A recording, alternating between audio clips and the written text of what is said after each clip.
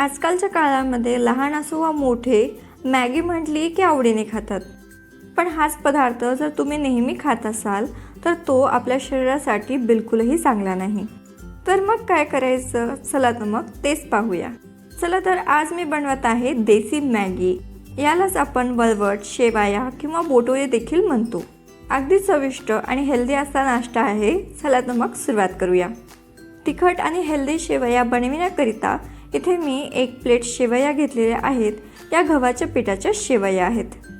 आता फोडणीसाठी आपण एका पॅनमध्ये एक अर्धा चमचा तेल व्यवस्थित असं गरम करून घेऊया.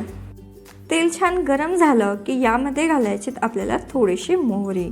1 पाव चमचा मोहरी मी घातलेली आहे. मोहरीला छान तडतडू द्यायचं आणि 1 पाव चमचा जिरं घालायचे.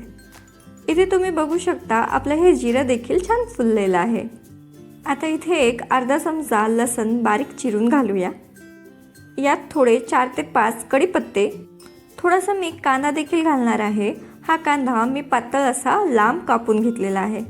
हे सर्व साहित्य आपण तेलामध्ये छान परतवून घेऊया, जेणेकरून यामधील कच्चापणा असतो तो निघून जाईल. मॅगी हेल्दी बनवायची ना, तर भाज्या तर हवेतच.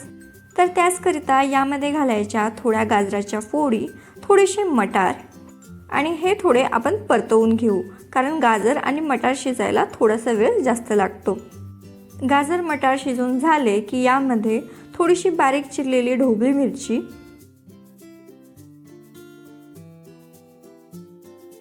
घालायची आणि ह्याला देखील आपण व्यवस्थित असं परतवून घेऊया. आता मी यामध्ये घालणार आहे थोडासा टोमॅटो.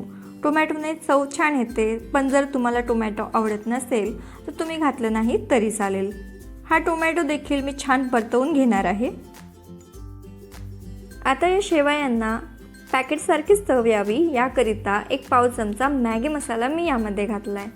चवीप्रमाणे मीठ देखील घालूया. अगदी सुंदर कलर येण्याकरिता थोडीशी हळद घालायची आणि चवीप्रमाणे लाल मिरची पावडर देखील आपण यामध्ये घालूया.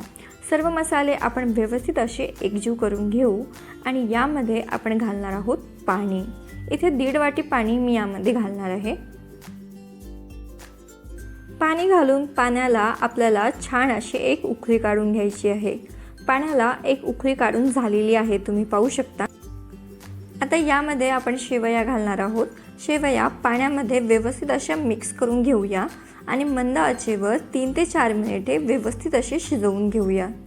या गव्हाच्या शेवया असल्याने त्या शिजवायला जास्त वेळ लागत नाही. फक्त 2 ते 3 मिनिटांमध्येच व्यवस्थित अशा शिजवून होतात. 3 ते 4 मिनिटे झालेले आहेत आणि तुम्ही पाहू शकता आपल्या इथे शेवया व्यवस्थित अशा शिजवून तयार आहेत. आणि तुम्ही बघू शकता शेवया शिजवून झाले की व्यवस्थित अशा फुलतात आणि डबल होतात. आता इथे आपली अगदी चविष्ट अशी देसी मॅगी बनवून तयार आहे.